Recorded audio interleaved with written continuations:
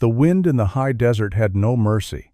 It was a thin, cutting cold that sliced through even the most advanced cold-weather gear, carrying with it the grit of ancient sand and the whisper of forgotten wars. Master Chief Petty Officer Ryan Keller stood near the twisted metal skeleton of what had once been a cargo plane, his breath forming clouds that vanished instantly in the sub-zero air. His tall, lean frame was wrapped in desert tan camouflage, his weathered face hidden beneath a tactical scarf pulled up to his ice-gray eyes. Those eyes, currently scanning the desolate crash site through the fading twilight. If you're enjoying this deep dive into the story, hit the subscribe button and let us know in the comments from where in the world you are watching from today. Had seen too much. They were the eyes of a man who had spent 20 years as a Navy SEAL, who had pulled teammates from burning vehicles, who had carried the wounded through enemy fire, and who now, on what was supposed to be a routine liaison mission, found himself standing in the middle of nowhere, staring at death. Beside him, equally still, but vibrating with a tension only he could feel, stood Khan. Khan was a magnificent German shepherd, his black and tan coat thick against the desert cold, his amber eyes sharp and intelligent. He was 90 pounds of disciplined muscle, a military working dog trained in explosives detection and tactical support. But more than that, he was Ryan's partner, his brother-in-arms, the one constant in a life defined by chaos and loss. They had been together for 6 years. 6 years of deployments, of missions that officially never happened, of moments when Khan's nose or instincts had been the difference between life and death. Ryan trusted this dog more than he trusted most humans. The call had come in 3 hours ago. A civilian cargo plane, contracted by the military to transport humanitarian supplies to a forward operating base, had gone down in the high desert mountains of the Nevada-Utah border. The coordinates put it in a remote, desolate stretch of wilderness where winter came early and stayed late. There were 4 crew members on the manifest. The chances of survivors were slim. Ryan and Khan had been the closest asset. They were returning from a training exercise at Nellis Air Force Base when the distress call came through. The helicopter that dropped them at the crash site was already gone, pulled back to base by the incoming storm. The pilot had given Ryan a grim look. "We can't stay, Chief. This weather's turning bad. We'll be back at first light if the storm breaks." "You've got maybe 6 hours." 6 hours. Ryan looked at the wreckage now, the broken fuselage half buried in a snowdrift, the scattered cargo containers, the long black scar where the plane had skidded across the frozen ground before coming to rest against a rocky outcropping. There was no fire, the cold had seen to that. Just twisted metal and silence. "All right, boy," Ryan said, his voice low and calm. He knelt in front of Khan, looking into those intelligent eyes. "We've got work to do." "Find." Khan's entire body shifted. The companion became the professional. His nose dropped to the ground, his powerful shoulders bunched, and he began to work, moving in a methodical zigzag pattern across the debris field. Ryan followed, his carbine slung across his chest, his medical pack heavy on his back. He had seen crashes before. He knew what to expect. The cold was both a blessing and a curse. It preserved, but it also killed with a quiet, insidious efficiency. The first 2 crew members were in the cockpit. Ryan confirmed what he already knew from their positions and the way the metal had crumpled around them. They had died on impact. He marked their location with a small chemical light, a tiny green glow in the gathering darkness, and moved on. Khan had stopped near the cargo bay, 20 yards from the main fuselage. The dog was not barking. He was standing perfectly still, his head down, his body tense. Then he did something Ryan had never seen him do in 6 years of partnership. Khan sat down in the snow and refused to move. "Khan," Ryan called, walking toward him. "What is it, boy? What do you have?" The dog didn't look at him. His gaze was fixed on a piece of wreckage, a section of the cargo bay door that had been torn free and lay half buried in the snow. Khan let out a low, mournful whine, a sound that sent a chill down Ryan's spine that had nothing to do with the cold. Ryan approached slowly, his hand instinctively moving to his sidearm. His training screamed at him. Unexploded ordnance, structural instability, secondary collapse. But Khan wasn't alerting to danger. This was something else. He reached the twisted metal and knelt beside his dog. "Easy, boy, show me." Khan stood, took 2 steps forward, and began to dig. His powerful paws tore through the snow with a desperate urgency that was completely unlike his usual disciplined work. He was not searching. He was excavating. Ryan joined him, using his gloved hands to clear the snow. His fingers hit something solid, not metal. Fabric. He brushed away more snow and his heart stopped. It was a child's shoe. Small, pink, with a cartoon character on the side. "No," Ryan breathed. The word a puff of vapor. "No, no, no." He dug faster, his movements frantic now. Khan was beside him, whining, pawing at the snow. Together they uncovered a small form wrapped in a heavy winter coat, lying in a shallow depression created by the cargo door that had shielded her from the worst of the impact. She was a girl, maybe 8 years old, with dark hair frozen in strands across her pale face. Her eyes were closed. She wasn't moving. Ryan's hands, trained to remain steady under fire, trembled as he checked for a pulse. There. Faint, thready, barely there, but it was a pulse. She was alive. "Khan, guard," Ryan commanded, his voice tight. The dog immediately positioned himself between the girl and the wind, using his body as a living windbreak. Ryan worked with the focused efficiency of a combat medic. He checked her airway, her breathing, her circulation. She was hypothermic, her core temperature dangerously low. Her lips were blue, her skin waxy, but she was breathing.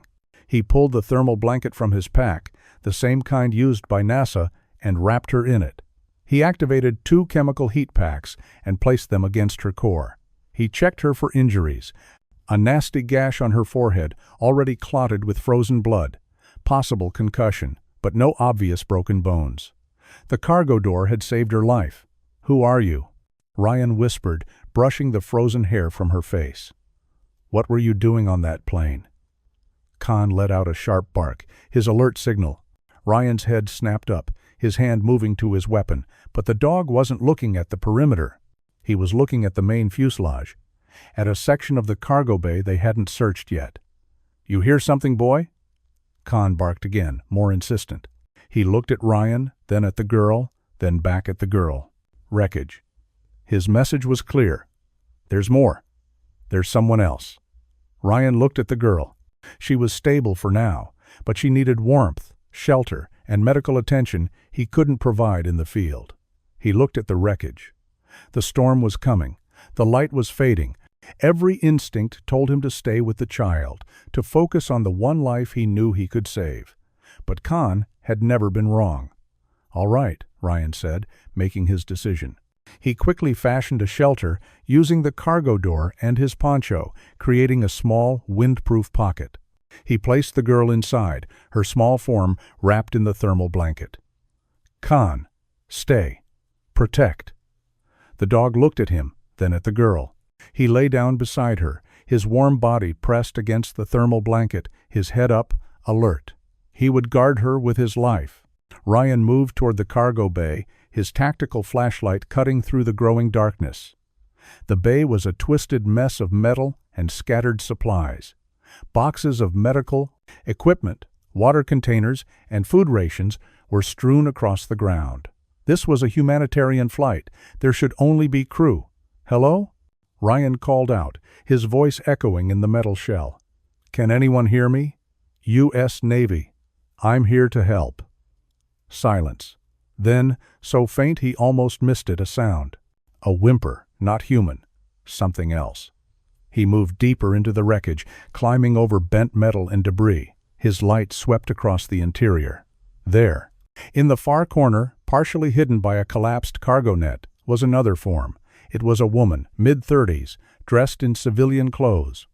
She was pinned from the waist down by a heavy cargo container. Her face was pale, her breathing shallow. Beside her, pressed against her side, was a small dog. A puppy, maybe 6 months old, a golden retriever mixed with terrified eyes. The puppy saw Ryan's light and let out a pitiful whine. It didn't run. It stayed pressed against the woman, shivering. Ryan moved quickly, kneeling beside her. "Ma'am?" If you find this story engaging, please take a moment to subscribe and enable notifications. It helps us continue producing in-depth content like this. Can you hear me? Her eyes fluttered open, dark and clouded with pain. My daughter, she whispered, her voice barely audible. Emma, she was with the cargo. Did you find? The little girl? Ryan said, his voice gentle. Yes, she's alive. She's safe. My dog is with her. Tears spilled from the woman's eyes, freezing on her cheeks. Thank God. Thank God. What's your name? Sarah. Sarah Mitchell. I'm a relief worker. We were supposed to land at the base. Emma, she wanted to come. She wanted to help. I shouldn't have. You did nothing wrong, Ryan said firmly. He assessed the situation. The cargo container was too heavy to lift. Her legs were crushed. There was blood, but the cold had slowed the bleeding. If he moved the container, she would bleed out in minutes. If he didn't, she would die of hypothermia or shock. He looked at the puppy, still pressed against her side. Is this your dog? No, Sarah whispered. He was one of the supplies. A therapy dog. For the children at the base. He won't leave me. Ryan looked at the terrified puppy, at this tiny creature who had chosen to stay with a dying woman instead of running to safety. He saw loyalty. He saw courage. Ma'am, I need you to listen to me, Ryan said, his voice calm and authoritative. I can't move this container. Not here, not alone. But help is coming. I'm going to keep you warm. I'm going to keep you alive until they get here. Do you understand? My daughter, Sarah sobbed.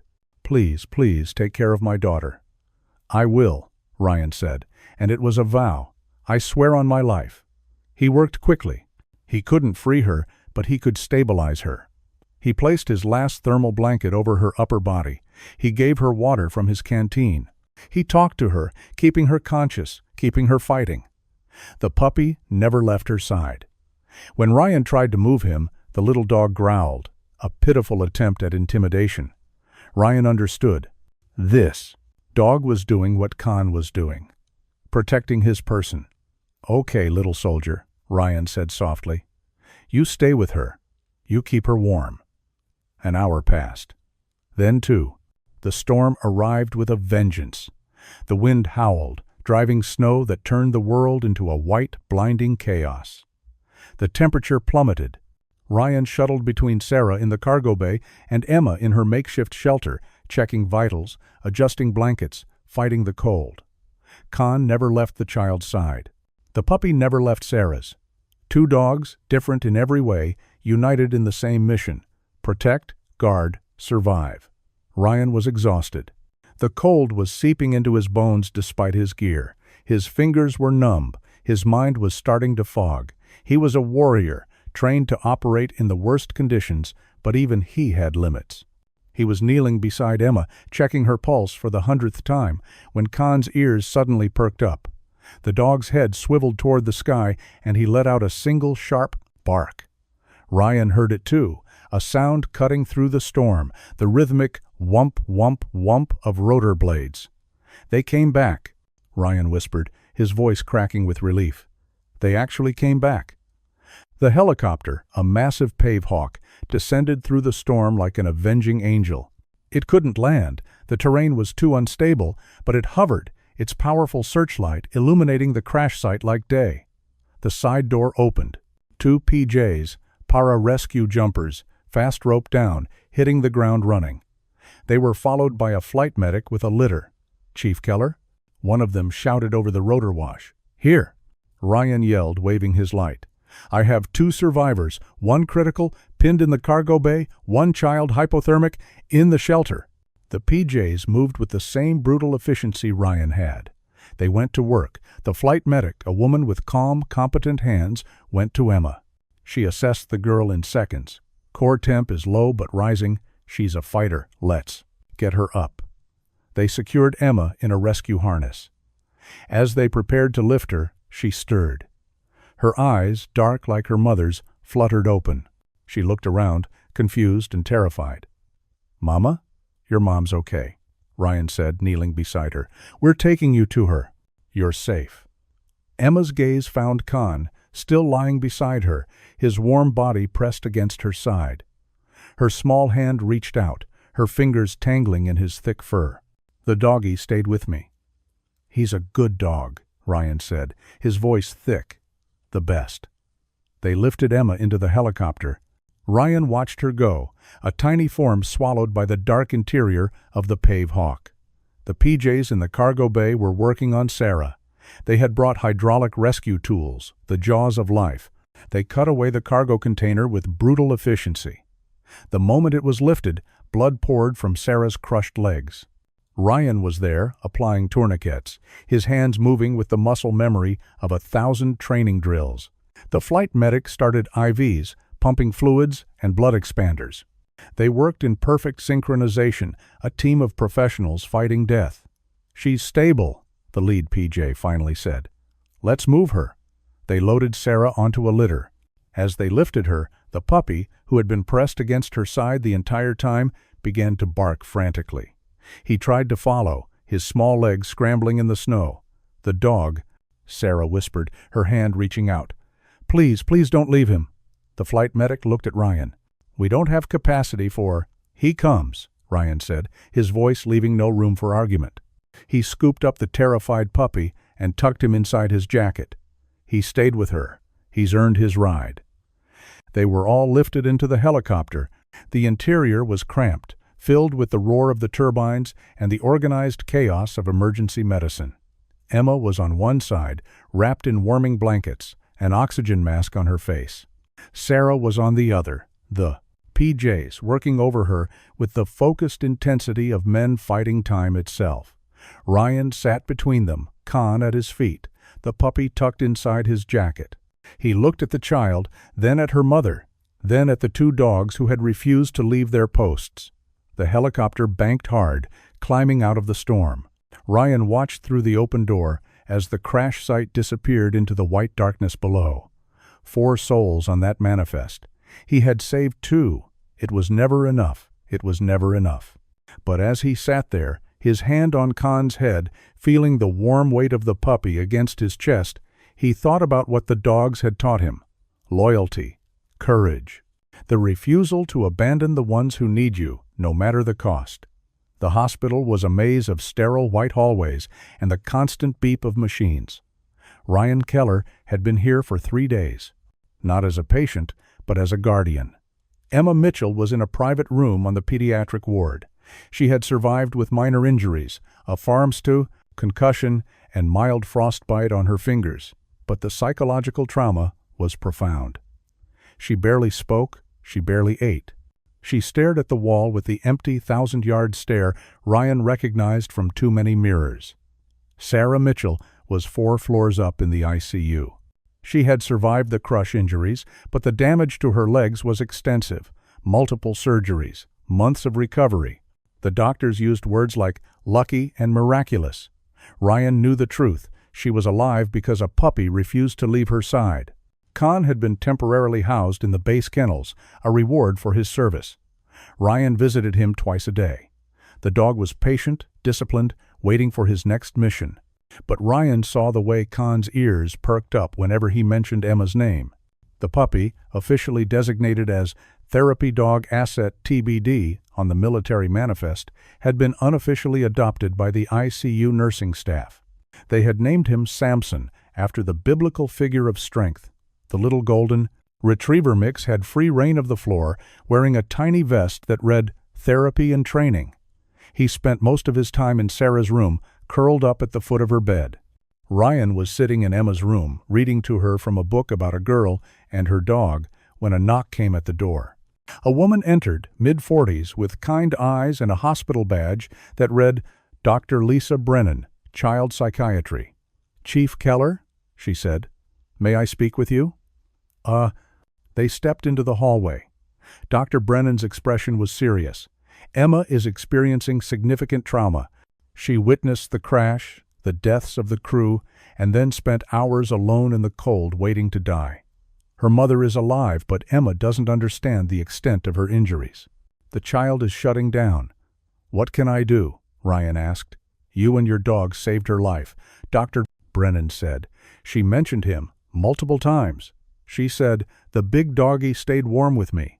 In her mind, that dog is safety. That dog is survival. Ryan understood immediately. You want me to bring Khan? I want you to try something unconventional, Dr. Brennan said. Animal-assisted therapy isn't standard for acute trauma, but in cases like this, where the animal was part of the survival experience, it can be incredibly effective. If you're willing. I'm willing, Ryan said without hesitation. An hour later, Ryan returned with Khan. The big German shepherd walked beside him with his usual calm discipline, but there was a softness in his eyes that Ryan had only seen in moments of rest. They entered Emma's room. The little girl was sitting up in bed, staring at her hands. She didn't look up when the door opened. Emma, Ryan said gently, I brought someone to see you. She turned her head slowly. Her eyes, empty and distant, suddenly focused. She saw Khan. Doggy, she whispered, and her face, so blank and traumatized, crumbled. Tears spilled down her cheeks. Khan didn't wait for a command. He walked to the bed, his movements careful and deliberate, and placed his big head on the mattress beside her. He looked at her with those intelligent amber eyes, and he waited. Emma's small hand reached out, her fingers tangling in his thick fur. She leaned forward, wrapping her arms around Khan's neck, and she wept. Not the silent tears she had shed for days, but deep, gasping sobs that shook her small frame. Khan stood perfectly still, a 20-pound pillar of warm, living comfort. He didn't pull away. He didn't move. He simply let her hold him, let her cry into his fur, let her grief and fear pour out. Ryan watched, his throat tight, as the dog he had trained to detect explosives, to track enemies, to operate in the most hostile environments in the world, transformed into the gentlest therapist imaginable. He stayed with me. Emma sobbed against Khan's neck. When it was dark, when I was so cold, he stayed. He did, Ryan said, kneeling beside the bed.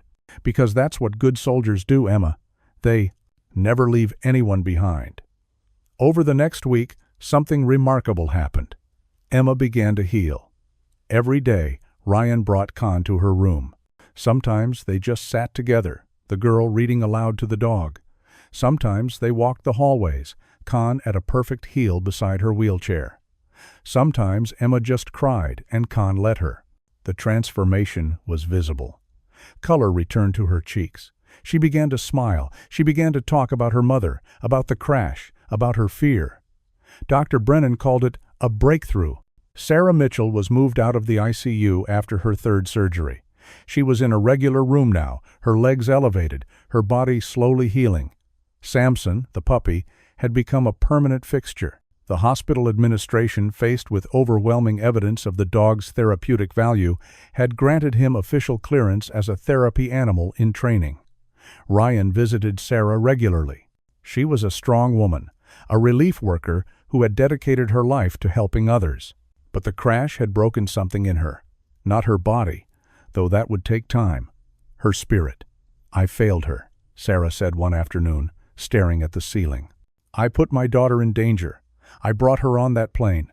I'm her mother. I'm supposed to protect her. You did protect her, Ryan said firmly. She survived because of the decisions you made. You secured her in the safest part of the cargo bay. You wrapped her in your coat. You gave her every chance. But ma'am, with respect, stop, Ryan said, his voice hard. I've spent 20 years in combat. I've led men into hell, and not all of them came back. I've made decisions that cost lives and decisions that saved them. You know what I learned? You can't control everything. You can only do your best in the moment and live with the outcome. Sarah's eyes filled with tears. Does it get easier? No, Ryan said honestly.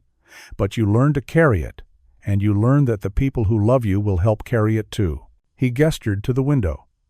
Through the glass, they could see Emma in the hallway, walking slowly with a nurse, her hand resting on Khan's back. The little girl was smiling, pointing at something on the wall. She's healing, Ryan said. Because of you. Because you fought to stay alive. Because you gave her a reason to fight. On the 10th day, Ryan received his orders. His leave was over. He was being redeployed. He had one more day with Emma and Con before he had to return to duty. He found Emma in the hospital's therapy garden, a small courtyard filled with plants and benches. She was sitting on the grass, Con lying beside her, Samson wrestling with a toy at her feet. It was a picture of peace. "Hey, kiddo," Ryan said, sitting down beside her. "Hi, Chief Ryan," Emma said. She had started calling him that, and he hadn't had the heart to correct her. "Emma, I need to talk to you about something," Ryan said. "I have to go back to work soon. Con and we have a job to do." Emma's smile faded. Her hand tightened in Con's fur. "You're leaving?" "I have to," Ryan said gently. "But Con wanted me to tell you something important." He looked at his dog. Con's ears perked up, sensing the shift in tone. "Con wants you to know that you're the bravest person he's ever met," Ryan said. "Braver than any soldier. Because you survived something terrible, and you're still here. You're still fighting. That takes real courage." Emma looked at Con, her eyes welling with tears. "But I was so scared." "Being brave doesn't mean you're not scared," Ryan said. "It means you're scared, and you keep going anyway. You do that every day, Emma. Every time you wake up, every time you smile, every time you help your mom get better. That's courage." Will I see Con again?" Emma asked, her voice small. Ryan looked at his partner, at the dog who had been his constant for 6 years, who had saved lives and fought beside him in the darkest places. He looked at this little girl who had survived the unsurvivable. "Con will always be with you," Ryan said. "Not in body maybe, but in here." He tapped her chest, over her heart. "Heroes leave pieces of themselves with the people they save. That's how you know they were real." Emma thought about this. Then she wrapped her arms around Con's neck one last time. "Thank you for staying with me," she whispered. "Thank you for being warm." Con licked her face, his tail wagging gently. Ryan stood, preparing to leave. Dr. Brennan appeared at the garden door, her expression serious. "Chief Keller, could I speak with you?" They stepped aside. "I've been speaking with Emma's mother and with the hospital administration," Dr. Brennan said. "Sarah Mitchell is going to need months of physical therapy. Emma is going to need continued psychiatric support. They're going to be here for a while." "I understand," Ryan said. "I'm proposing something unusual," Dr. Brennan continued. "I want to establish a formal animal-assisted therapy program here. I want Con and Samson to be the foundation. I want you to help me train them." Ryan stared at her. "Ma'am, I'm active duty. I deploy." "I know," Dr. Brennan said, "but even SEALs rotate home. When you're stateside, I want you here. I want you to show us how to do this right. These dogs, what they did for Sarah and Emma, it's not just therapy, it's survival. And there are hundreds of kids, hundreds of trauma victims who need exactly what you and Con gave to that little girl." Ryan looked back at the garden. Emma was lying in the grass now, her head pillowed on Con's side, Samson curled up in the crook of her arm. She was smiling. He thought about the last 20 years, the missions, the violence, the men he couldn't save, the weight he carried. He thought about what Emma had said. "The doggie stayed with me." Maybe this was a different kind of mission. Maybe saving lives didn't always require a gun and a dark night. Maybe sometimes it required a warm body, a gentle presence, and the courage to stay when everything else had fallen apart. "When do we start?" Ryan asked. 6 months later, Ryan Keller stood in the same hospital courtyard, but everything was different. Emma Mitchell was walking now, no wheelchair, no crutches. She was laughing, throwing a ball for Samson, who bounded after it with the clumsy enthusiasm of a young dog still growing into his paws. Her mother, Sarah, stood nearby, leaning on a cane but standing, her legs scarred but functional. Kane was beside Ryan, as always, but he was wearing a new vest. It was blue instead of tactical tan, and it read, "Therapy Kjeviench, Sierra Ridge Hospital." The animal-assisted therapy program had grown beyond anyone's expectations.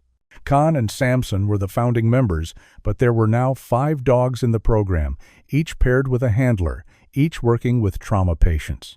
Ryan was still active duty, but he had been reassigned to a training role, allowing for him to spend more time stateside.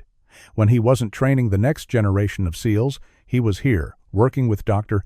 Brennan's team, teaching them what he knew about the bond between human and dog, about loyalty and courage. Emma ran over, breathless and grinning. "Chief Ryan, watch this." She took Khan's training lead from Ryan's hand and gave a command. "Khan, sit." The big German shepherd sat immediately, his eyes fixed on the little girl with absolute focus. "Khan, paw," Emma said, holding out her hand. Khan lifted his paw and placed it gently in her small palm. "Good boy," Emma said, scratching behind his ears. She looked up at Ryan, her eyes shining. "I'm going to be a dog trainer when I grow up, just like you." "You'll be better than me," Ryan said, and he meant it. Sarah walked over, moving slowly but steadily. "Chief Keller, I wanted to thank you again for everything." "You don't need to thank me," Ryan said. "Yes, I do," Sarah said firmly. "You gave me my daughter back. You gave her a reason to fight, a way to heal. That's worth more than I can ever repay." Ryan looked at Emma, who was now lying in the grass with both Khan and Samson, her laughter ringing through the courtyard. He thought about the crash site, the cold, the darkness, the moment he had uncovered her small form in the snow. "She gave me something too," Ryan said quietly. "She showed me what I was fighting for all these years. It wasn't just about the mission, it was about moments like this. It was about making sure kids like Emma get to grow up, get to laugh, get to have a future." Dr. Brennan approached, holding a tablet. "Chief, we have 3 new patients being admitted today, all acute trauma cases, 2 children, 1 adult. They're asking for the dogs." Ryan looked at Khan. The dog's ears perked up, sensing the shift. It was time to work. "Ready, boy?" Ryan asked. Khan stood, his tail wagging once. His amber eyes were clear and focused, ready for the next mission. They walked toward the hospital, the soldier and his dog, moving from sunlight into shadow, from peace into purpose.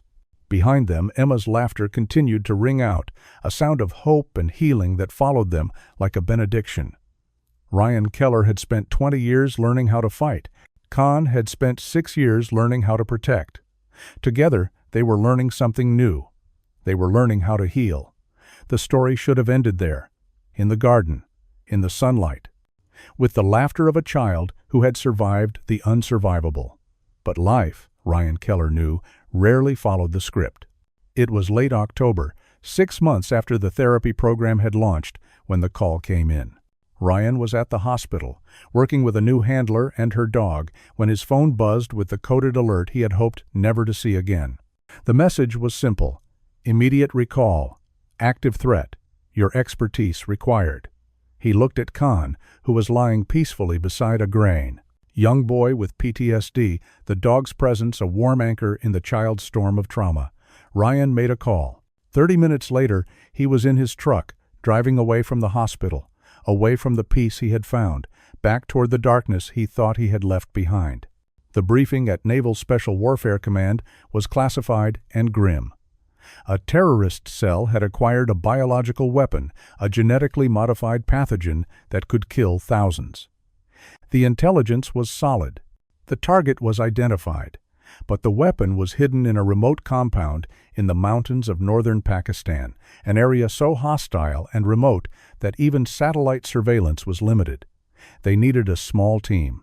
They needed someone who understood the terrain. They needed someone with a Jevianch trained in detection and tactical support. They needed Ryan Keller and Khan.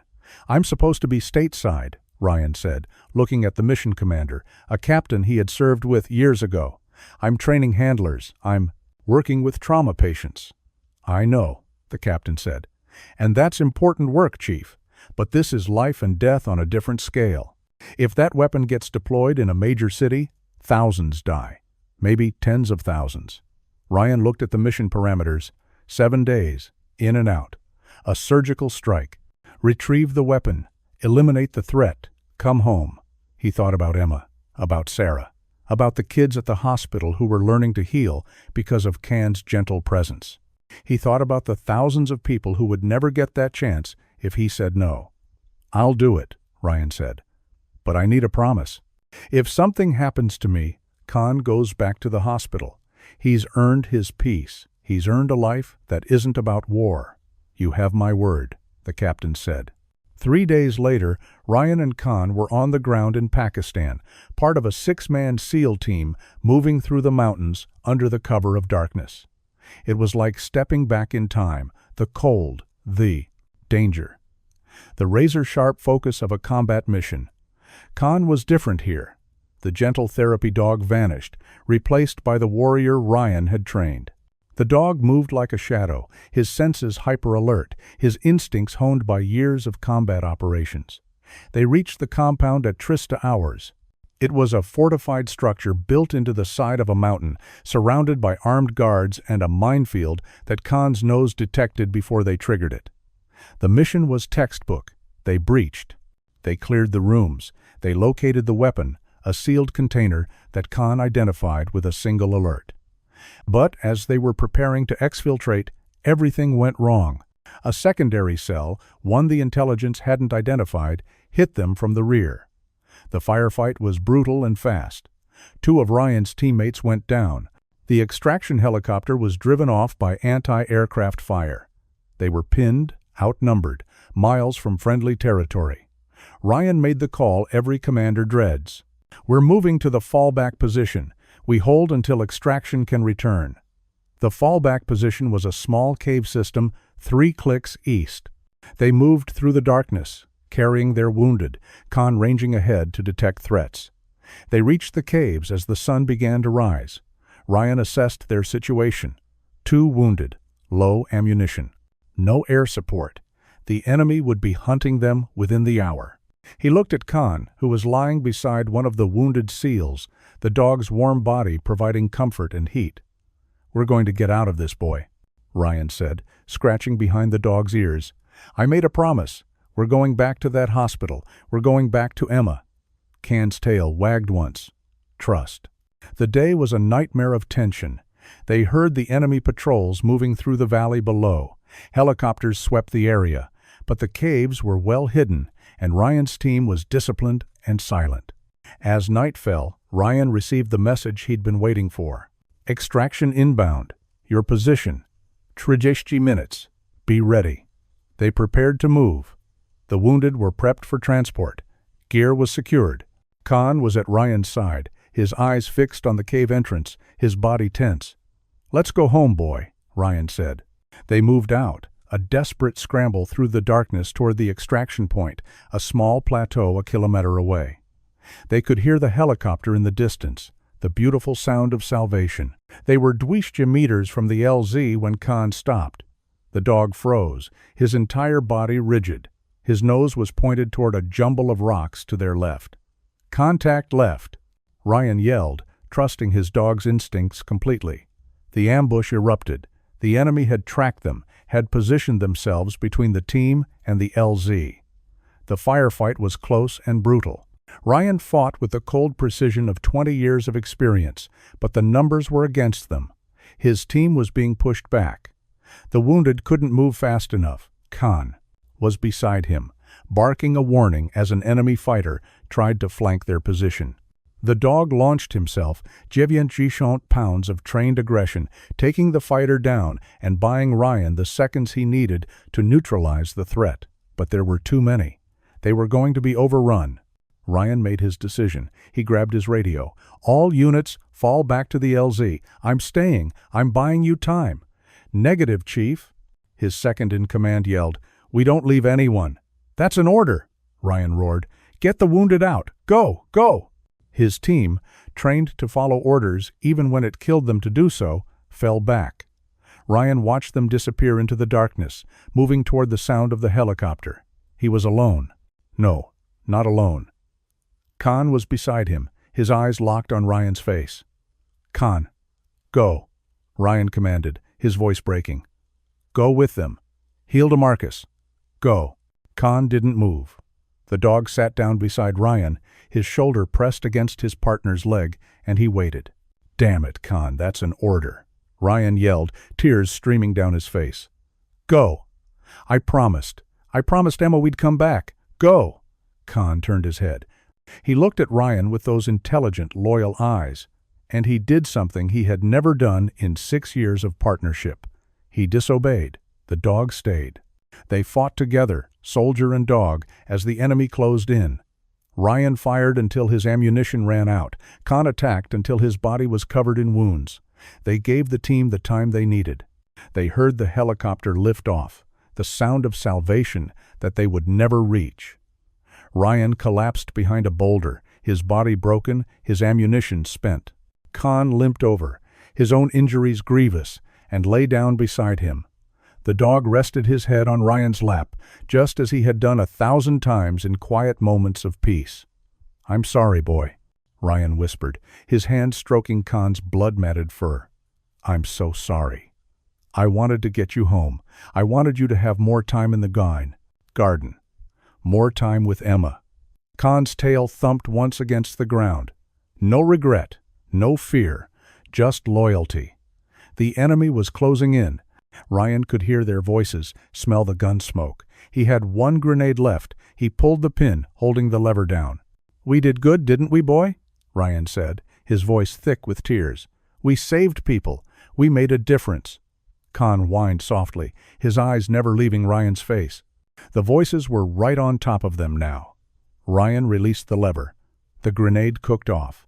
He threw it with his last strength, buying them a few more seconds, a few more heartbeats. He wrapped his arms around Khan, pulling the dog close, protecting him as he had always protected Ryan. "Leave no one behind," Ryan whispered into Khan's fur. "We kept the promise, boy. We stayed together." Khan licked his hand once. A goodbye. A thank you. A promise of his own. The world turned white. 6 months later, Emma Mitchell stood in the hospital courtyard, now called the Keller Khan Memorial Garden. She was wearing a small gold trident pinned to her jacket, a gift from a team of Navy SEALs who had attended the dedication ceremony with tears in their eyes. In the center of the garden stood a bronze statue commissioned by the hospital and funded by donations from across the country. It depicted a SEAL in tactical gear kneeling beside a German shepherd. The plaque at the base read, "Master Chief Petty Officer Ryan Keller and Military Working Dog Khan. They taught us that courage is not the absence of fear, but the refusal to abandon those who need us. They stayed. We remember." Sarah Mitchell stood beside her daughter, her hand on Emma's shoulder. They came here every week, sometimes to sit in silence, sometimes to read aloud, sometimes just to remember. Emma knelt before the statue and placed a flower at its base, as she always did. "Hi, Chief Ryan." "Hi, Khan," she whispered. "I got an A on my science project. And Samson learned a new trick. I wish you were here to see it."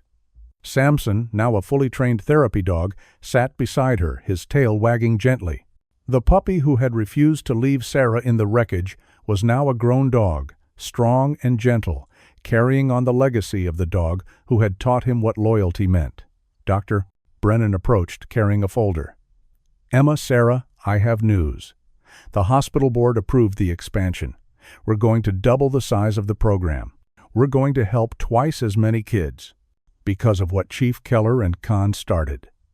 Emma looked up at the statue, at the bronze face of the man who had saved her life, at the loyal dog who had stayed with her in the darkness. "They didn't die," Emma said, her voice quiet but certain. "They're still helping people. They're still saving lives." Sarah squeezed her daughter's shoulder, tears in her eyes. "You're right, sweetheart. Heroes never really leave us. They stay in here." She tapped Emma's chest over her heart, echoing the words Ryan had spoken so long ago. Emma stood, taking one last look at the statue. Then she turned, Samson at her side, and walked toward the hospital where 3 new patients were waiting for their first therapy session. She was 12 now, tall and strong, no longer the terrified little girl who had been pulled from the wreckage. She was training to be a handler herself, learning the skills that Chief Ryan had taught her, carrying on the mission. As she walked, she felt the weight of the gold trident against her chest. She thought about the promise Chief Ryan had made. "You're the bravest person I've ever met. You survived, and you're still fighting." She was fighting, every day. For every kid who came through those doors, scared and broken. For every trauma victim who needed to know that someone would stay, that someone would refuse to leave them in the darkness. Chief Ryan and Khan had taught her that. They had stayed with her when she was cold and alone. They had given her warmth. They had given her hope. And now it was her turn to do the same for someone else. Behind her, in the garden, the bronze statue caught the afternoon sun. A soldier and his dog, frozen in a moment of loyalty and love. Two warriors who had refused to abandon their post, who had stayed until the end, who had shown the world what it means to serve. They had kept their promise, and so would she. The telegram arrived on a Tuesday morning, 3 weeks after the memorial service. Sarah Mitchell held the cream-colored envelope in her hands, her fingers trembling as she recognized the official Navy seal embossed on the paper. Emma was at school, learning fractions and spelling words, trying to rebuild a normal childhood from the fragments Ryan and Khan had saved. Sarah opened it alone in the kitchen, the same kitchen where she and Emma now lived in base housing, courtesy of the military's assistance program for civilian casualties. The words were formal, bureaucratic, but beneath the official, language was something else, something profound. Dear Mrs. Mitchell, in recognition of extraordinary heroism under fire, Master Chief Petty Officer Ryan Keller has been posthumously awarded the Navy Cross. Military Working Dog Can has been posthumously awarded the Dickin Medal for conspicuous gallantry. Their actions in Operation Silent Guardian resulted in the successful recovery of a biological weapon that would have claimed an estimated 0 civilian lives in a planned terrorist attack on a major metropolitan center. Sarah's vision blurred. 50,000 lives. The number was incomprehensible, abstract, but she understood what it meant. Ryan and Can had died saving people who would never know their names, who would wake up tomorrow and drink their coffee and kiss their children and go to work, never knowing that two warriors had purchased their ordinary, beautiful lives with blood and loyalty in a cold mountain cave halfway around the world. She kept reading. Additionally, Chief Keller's actions in the civilian aircraft crash rescue have been recognized with the Airman's Medal for heroism involving voluntary risk of life. His establishment of the Animal-Assisted Therapy Program at Sierra Ridge Hospital has been credited with treating over Dwistia trauma patients in its first operational year. 200 patients. 200 people like Emma, like herself, who had found healing because one man and his dog refused to give up on the broken and the hurt. The letter concluded with an invitation. The awards would be presented at a ceremony at Naval Amphibious Base Coronado. The Navy wanted Emma and Sarah to accept them on behalf of the fallen. Sarah folded the letter carefully and placed it in the drawer where she kept the important things. Emma's birth certificate, Mark's death certificate, the hospital discharge papers from the crash, the photograph of Ryan kneeling beside Khan in the hospital garden, Emma's arms wrapped around the dog's neck, all three of them, smiling at something beyond the camera's frame. She would tell Emma after school. They would go to Coronado. They would accept the medals. They would stand before men in dress whites and gold braid and represent the warrior who had saved them. But first, Sarah had her own mission to complete. The physical therapy clinic was on the west side of the hospital, a bright space filled with equipment and mirrors and the quiet grunts of people fighting to reclaim their bodies. Sarah had been coming here 3 times a week for 8 months. Her legs, crushed beneath that cargo container, had been rebuilt with titanium rods and borrowed bone grafts. The doctors called it a miracle. Sarah called it stubbornness. Her therapist, a former Army Ranger named Marcus Chen, watched as she walked the parallel bars without assistance for the first time. Her gait was uneven, her left leg still weak, but she was walking, really walking.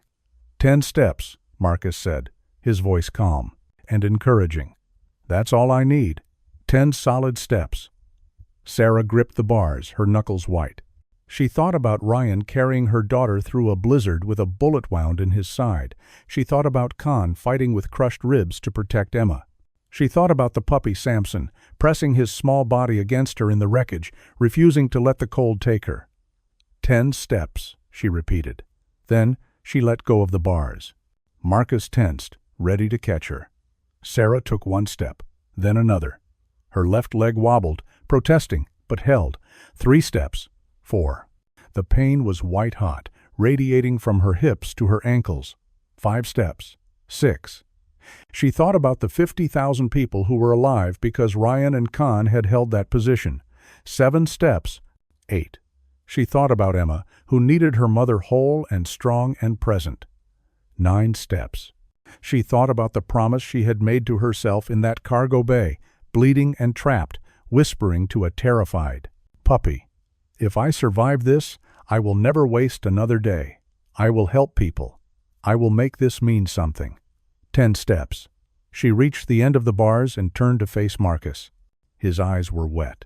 I'm going back to work, Sarah said, her voice steady despite the tremors in her legs. I'm going back to relief operations. I'm going back to helping people. You're not ready, Marcus said. Medically, you need at least another 6 months. I'm going back, Sarah repeated.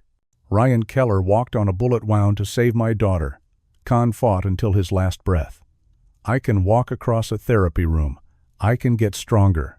And I can honor what they did by doing what I was put on this earth to do. Marcus studied her for a long moment. Then he nodded. Okay, then we train harder. We get you field ready. Because if you're going back out there, you're going back at 100%. Deal, Sarah said. She took another step, this time without the bars. She fell. Marcus caught her. She stood up and tried again. 3 months later, on a cold December morning, Sarah Mitchell stood in her dress blues at Naval Amphibious Base Coronado. Emma stood beside her, wearing a dark dress and the gold trident pin, her hair braided in the way Khan used to watch her do in the hospital mirror. The ceremony was formal and precise. Rows of SEALs in their dress whites, the flag snapping in the Pacific breeze, the Navy band playing Anchor's Awe with a solemnity that made the familiar tune sound like a dirge. The Admiral was an older man, with a chest full of ribbons and eyes that had seen things he would never speak about. He read the citations, his voice carrying across the assembled formation. He spoke about valor and sacrifice. He spoke about the mission that saved 50,000 lives. Then he called Sarah and Emma forward. They walked together, Sarah's limp, barely visible now, Emma's hand gripping her mother's tightly. The Admiral presented them with a shadow box, containing Ryan's Navy Cross, his SEAL trident, and a folded American flag. He presented them with a second shadow box containing Can's Dickin medal, his leather collar with the worn brass plate that read Can, MWD, U.S. Navy, and a photograph of the dog in his tactical vest, his intelligent eyes staring directly at the camera. On behalf of a grateful nation, the Admiral said, and on behalf of the thousands who will never know the debt they owe, we present these honors to Master Chief Petty Officer Ryan Keller and Military Working Dog Khan. They embodied the SEAL ethos. I will never quit. I will never leave a fallen comrade. They kept that promise until their final breath. Emma was crying. Sarah was crying. But they stood straight, shoulders back, accepting the weight of the boxes, the weight of the sacrifice, the weight of the responsibility to carry the story forward. After the ceremony, men in uniform approached them. SEALs who had served with Ryan, handlers who had trained Khan. They didn't speak much. They shook Sarah's hand. They knelt down to Emma's level and told her she had the bravest eyes they'd ever seen. One man, younger than the others, with the lean, coiled presence of a warrior, approached last. His name tape read Marcus Wells. He had been on Ryan's final mission. "Ma'am," he said to Sarah, "I need you to know something. The chief's last words were about you and your daughter," he said. "Tell them I kept my promise. Tell them we stayed together. He died protecting us so we could get out." Khan refused to leave him. They were together at the end. Sarah's throat closed. Emma's small hand found hers. "We got the weapon out," Marcus continued. "We stopped the attack, but we didn't save the chief. That's something my team will carry for the rest of our lives. He saved you so you could come home to your families," Sarah said, her voice thick. "That's what he wanted. That's who he was." Marcus nodded. He reached into his pocket and pulled out something small, handing it to Emma. It was a challenge coin, the kind SEALs carried. On one side was the SEAL trident. On the other, hand-engraved in careful letters, was a single word: stay. "The chief had this made," Marcus said. "He carried it every day after he met you. He said it reminded him what the fight was for. I think he'd want you to have it." Emma closed her fingers around the coin, holding it like a talisman. "I'll keep it forever," she whispered. Marcus stood, rendered a crisp salute to Sarah and Emma, and walked away, his shoulders set against whatever ghosts followed him. 5 years passed.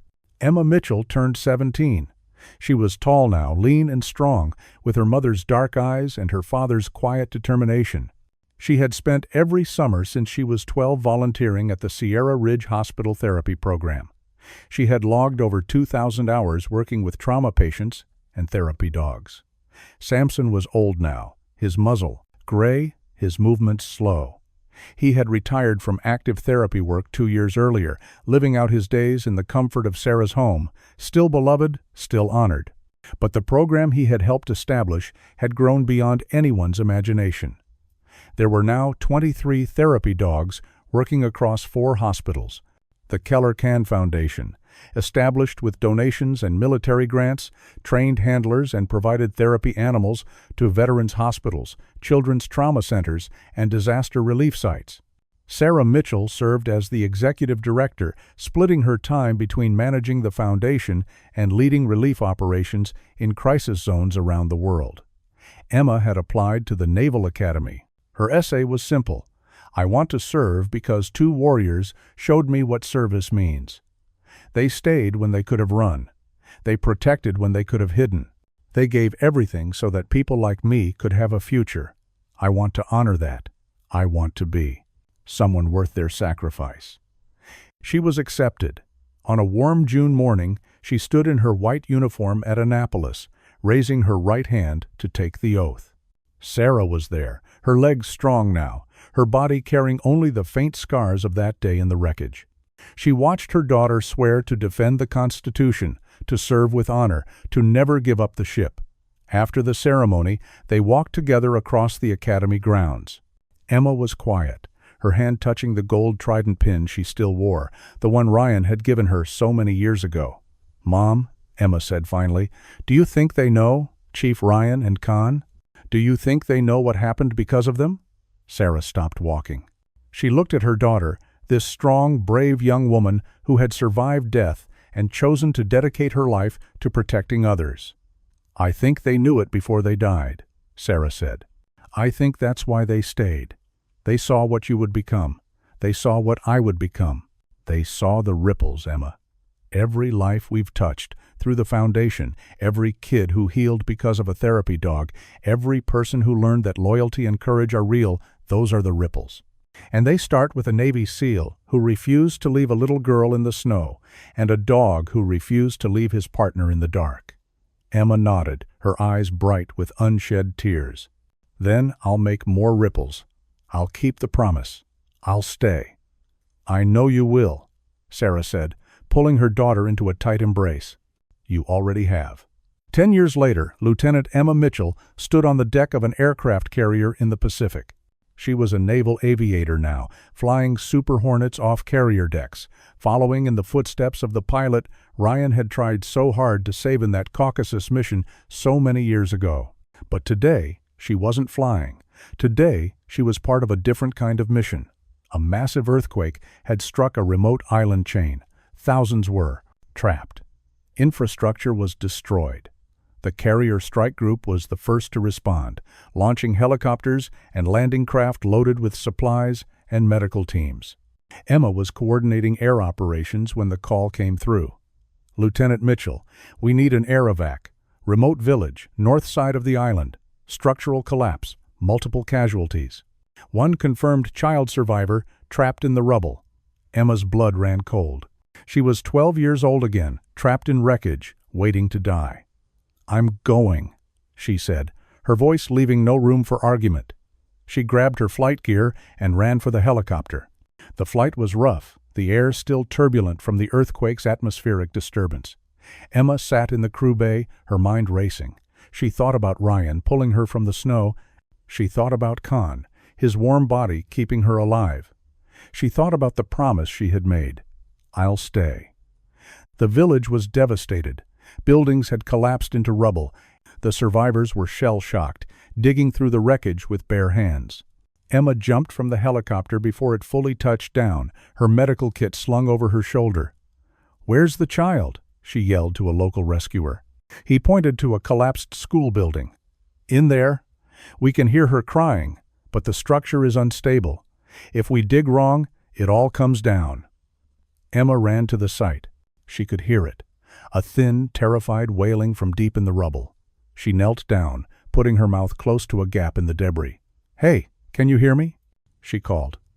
"My name is Emma. I'm with the U.S. Navy. I'm going to get you out." The wailing stopped. A small, frightened voice answered. "I'm scared. It's dark. My leg hurts." Emma closed her eyes. She was hearing her own voice, 12 years ago, trapped and alone. "I know you're scared," Emma said, her voice steady and calm. "But you're not alone anymore. I'm right here. I'm not leaving you. Do you understand? I'm staying until you're safe." "Promise?" the small voice asked. "I promise," Emma said. "A long time ago, someone made that promise to me, and they kept it. Now I'm making it to you. You're going to be okay." She turned to her team, her mind shifting into tactical mode. "We need shoring equipment. We need a Kjevianj search team if there's one available, and we need structural engineers. We're not rushing this. We're doing it right." 3 hours later, as the sun began to set over the devastated island, Emma crawled through a narrow tunnel in the rubble, following the path the rescue dogs had marked as safe. She reached the child, a little girl maybe 7 years old, pinned beneath a fallen beam but alive, her dark eyes wide with fear and pain. "Hi there," Emma said, her voice gentle. "I told you I'd stay. Let's get you out of here." She worked carefully, using the medical training that had been drilled into her at Annapolis and in flight school. She stabilized the beam. She treated the girl's injuries. She talked the whole time, telling stories about a German shepherd named Khan and a Navy SEAL named Ryan, and the day they saved a little girl in the snow. "Were you the little girl?" the child asked, her voice barely a whisper. "I was," Emma said. "And now I'm here to save you. Because that's what we do. We stay, we fight, we never give up."